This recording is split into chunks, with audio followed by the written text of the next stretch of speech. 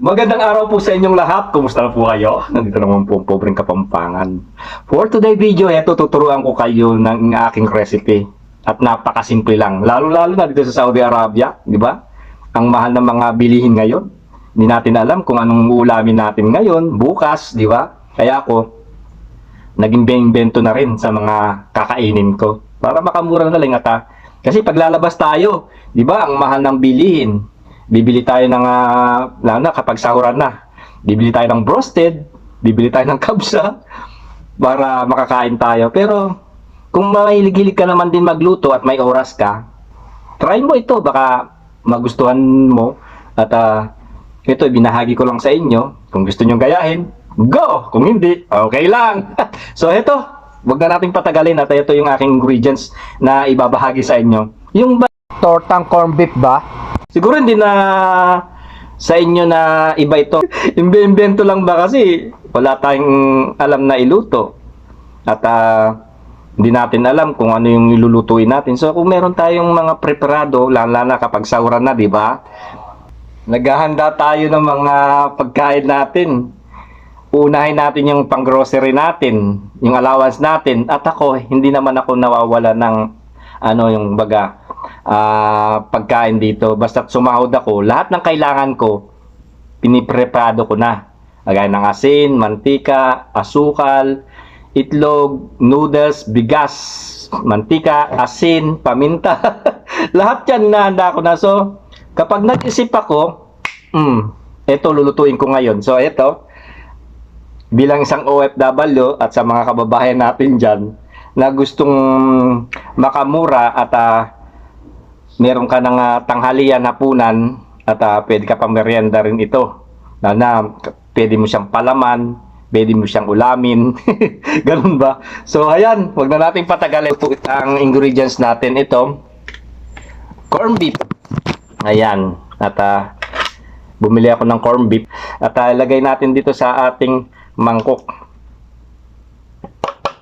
Ayan guys. At syempre, para sumarap itong ating corned beef, lagyan natin ng paminta. At lalagyan natin ng paminta, haluin natin. Ayan guys. At wag na natin kaya lagyan ng asin kasi itong corned beef medyo maalat-alat na to. Nasa inyo yan, nasa inyong timpla kung lalagyan ninyo.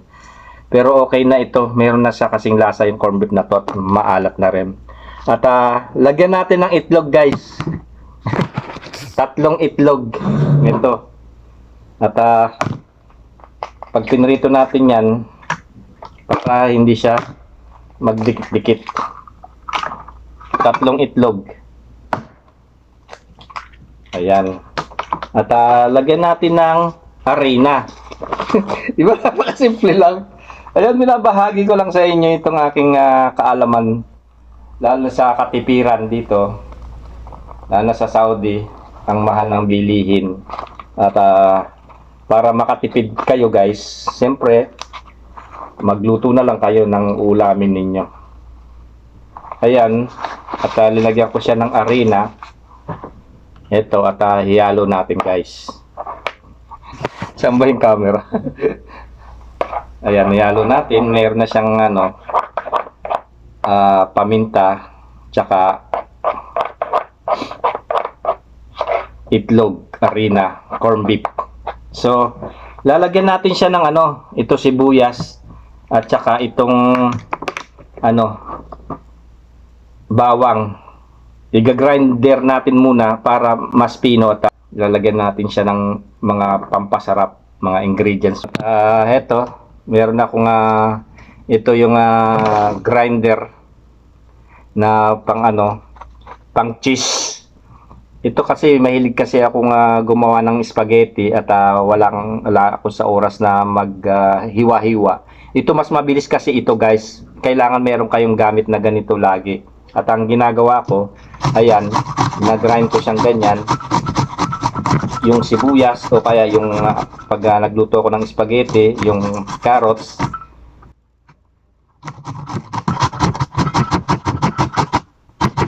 Ganyan lang guys, napakasimple lang ng ating mga ingredients na meron kayo dyan sa Napalukat tuloy ako dito sa aking sibuyas. At ayan, nilagay natin itong sibuyas.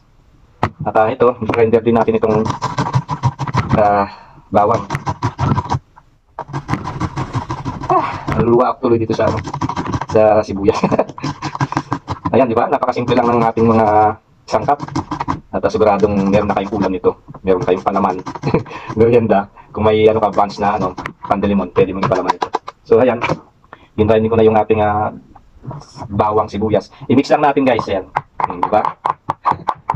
Ayan, halo lang natin siya na ganito.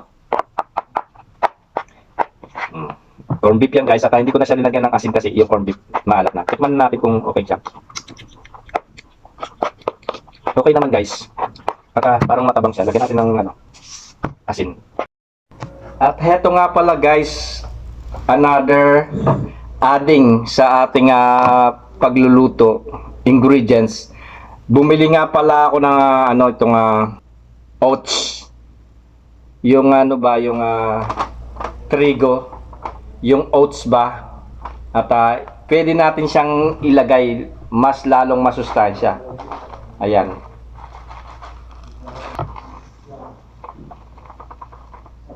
Ayan. Nilagyan ko siya. Ayan hinalo natin. At prito natin ngayon ito. Doble sarap.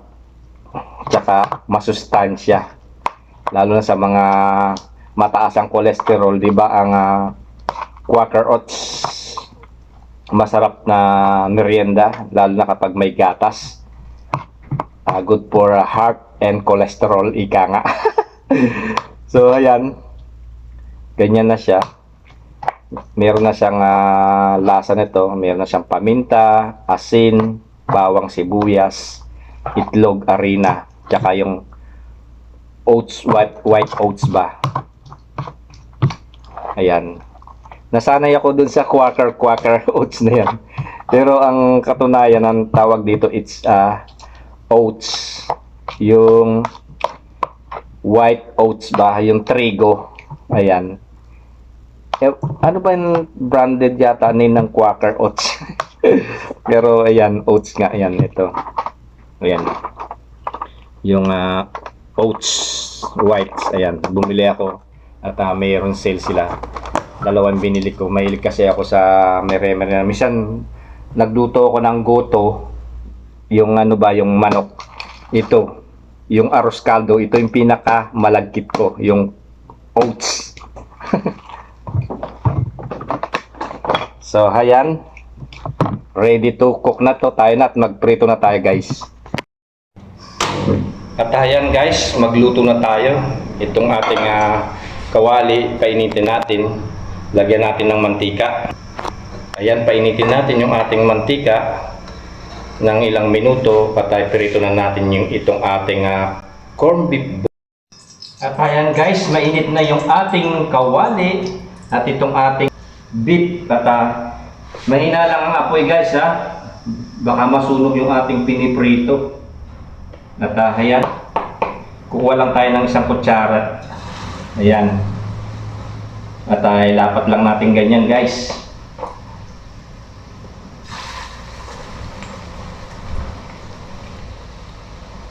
Ayan guys, lapad siya. Ayan, tayo natin siyang maluto ng maayos. At ayan, ibaliktad natin sa kabila para maluto naman yung sa side. O di ba meron na tayong ulam na masarap. Pwede natin siyang para siyang hamburger. Tortang corn beef. Na meron siyang Quaker Oats. Ayan. O di ba?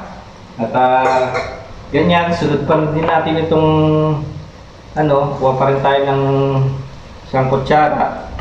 Yan, ganyan lang ang proseso ng pagluluto. At ayan, naging golden brown na siya. Pwede na yan guys. Huwag nyo siyang masyadong ikaprito, baka umitim yan at bumait. At ilagay natin dito sa ating lalagyan. Ayan. Luto na yan guys, oh. Yan yung ating ulamin ngayon.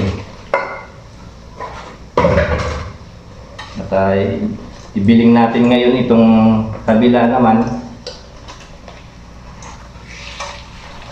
Ayan. So, sunod na naman natin itong kasunod nito. Isang kutsarita na naman. Ilapad-lapad lang natin na ganyan.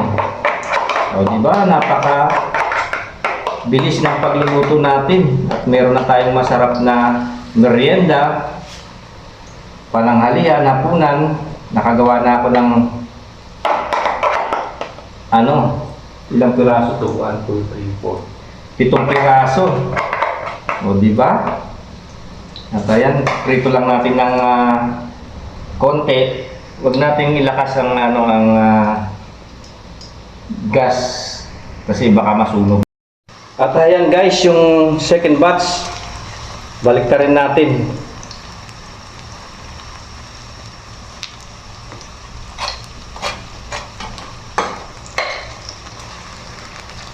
Para yung sa kabila naman maluto. Ayan, ang ating corned beef na pinirito. Ayan guys, yung ating torta. At ilagay na natin dito sa ating lalagyan. For the second batch, ayan guys, luto na yung ating tortang corned beef. Ayan guys. Tortang corned beef, ayan guys, at naluto na. Tingnan nyo naman, oh. At kakain na tayo guys. Finally, ayan, naluto na yung ating corned beef na torta na napakasimple, mura, masarap. At pwede nyo itong almusalin, merienda, tanghalian, hapunan, at pwede nyo ipalaman sa inyong tinapay. Di ba?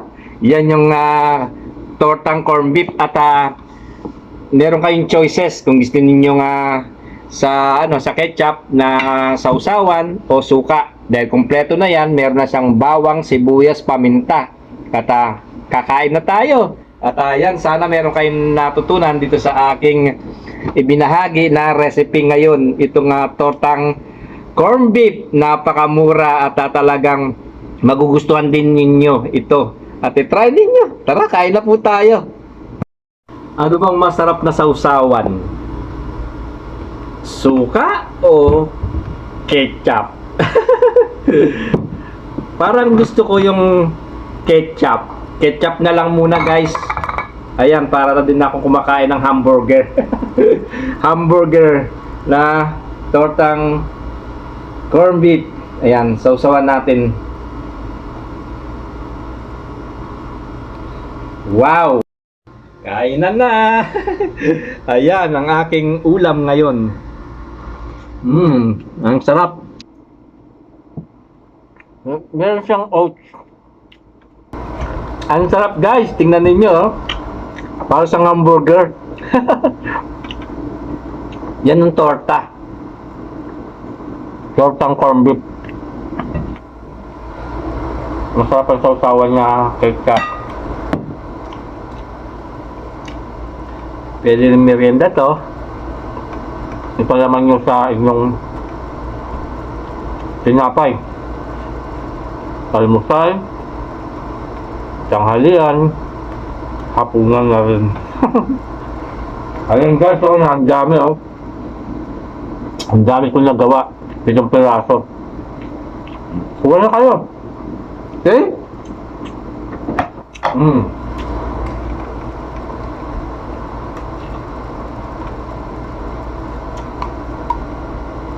Bismillah, maraming salamat para sa biyayang pinagkaloob ninyo ngayong pagkain ko.